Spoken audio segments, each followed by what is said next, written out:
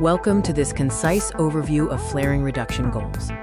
In the next 7 minutes, we will delve into the critical aspects of flaring, its global impact, and the concerted efforts to mitigate it.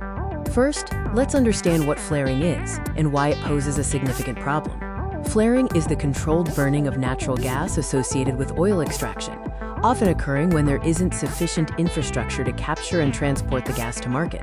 Flaring is a global issue, prevalent in oil-producing regions worldwide. It represents a substantial waste of energy resources and contributes to environmental degradation. Globally, billions of cubic meters of natural gas are flared annually. This practice, while sometimes necessary for safety, represents a significant loss of energy and a major source of greenhouse gas emissions.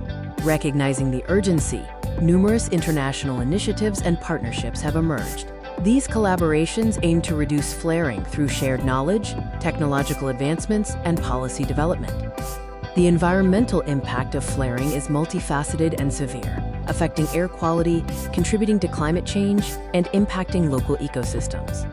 One of the most significant impacts is the release of greenhouse gases, primarily carbon dioxide and methane, which are potent contributors to global warming. Methane, though shorter-lived, has a much higher warming potential than CO2.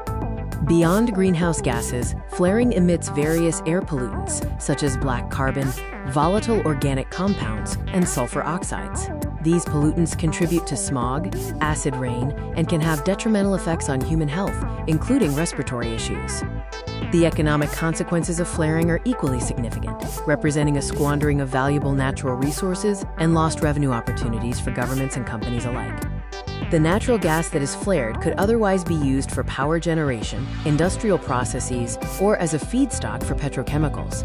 This wasted resource translates directly into economic losses. For oil-producing countries, the flaring of gas means foregone revenue from sales or taxes. This lost income could otherwise be invested in public services, infrastructure, or economic diversification. Fortunately, various technologies and strategies are available to reduce flaring, offering viable alternatives to simply burning off the gas.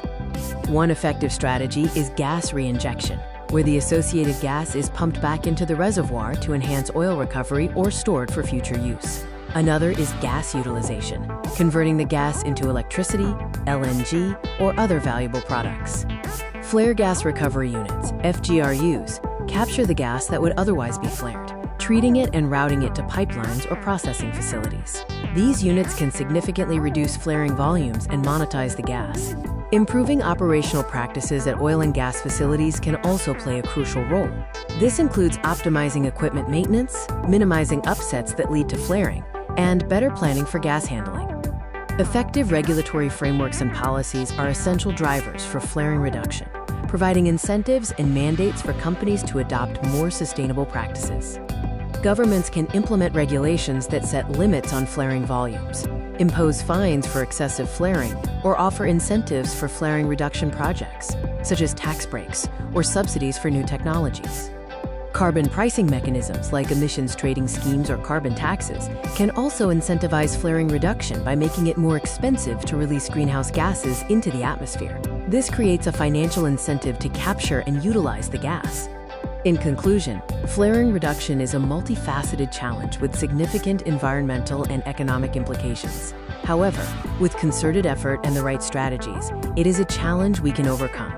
Reducing flaring is a collective responsibility. Governments, industry, and even individuals have a role to play in advocating for and implementing solutions that lead to a more sustainable future.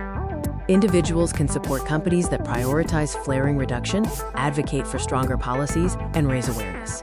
Organizations can invest in new technologies, improve operational efficiency, and collaborate on industry-wide solutions.